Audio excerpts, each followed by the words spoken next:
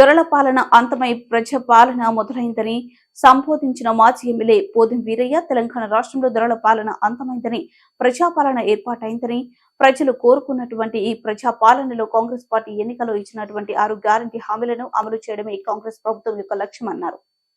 ఎక్కడ కూడా ప్రజలకు ఇబ్బంది లేకుండా ప్రజాపాలన రావడం జరిగింది. ఇప్పుడు గతంలో దొరల పాలన ఉండేరా ఏది మొన్నటి వరకు 7వ తారీఖు వరకు ప్రజల పాలన కాదు, అది దొరల పాలన ఉండే. ఇప్పుడు ప్రజల పాలన వచ్చింది. ఈ ప్రజల పాలనలో ప్రజలకు అన్ని కూడా మేళ్ళే జరుగుతాయని ఈ సందర్భంగా నేను చెప్తున్నా.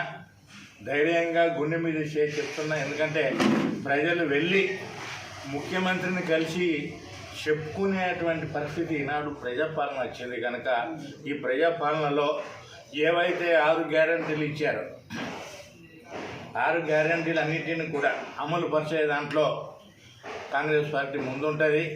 ఎంత లోటు బడ్జెట్ చేసినప్పటికీ కూడా దాన్ని పూడ్చుకొని ప్రజలకు ఇచ్చినటువంటి అన్ని హామీలను తప్పనిసరిగా ఈ 6 గ్యారంటీలను మరి ఈరోజు ఏది దరఖాస్తు నమూనాన్ని కూడా మన ముఖ్యమంత్రి పెద్దలు రేవంత్ రెడ్డి గారు ఆవిష్కరణ చేయడం జరుగుతుంది.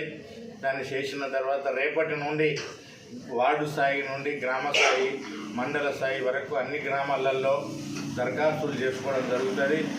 మరి ప్రజలందరినీ కోరేది ఒకటే, ప్రతి ఒక్కరు కూడా తమకు రేషన్ కార్డు లేని వాళ్ళు రేషన్ కార్డు, మరి అన్ని దరఖాస్తులు ఏమేమైతే పొందుపరిచినట్టు ఉంటారో వాటిని అన్నీ అప్లై చేసుకొని ప్రభుత్వం దృష్టికి తీసుకొస్తే తప్పనిసరిగా అన్నీ చేయడం జరుగుతుందని ఈ సందర్భంగా చెప్పక తప్పదు. ముఖ్యంగా ఈరోజు మరి మంచి సుపరిపాలన తెలంగాణకు పట్టినటువంటి పీడ విరుగుడైంది.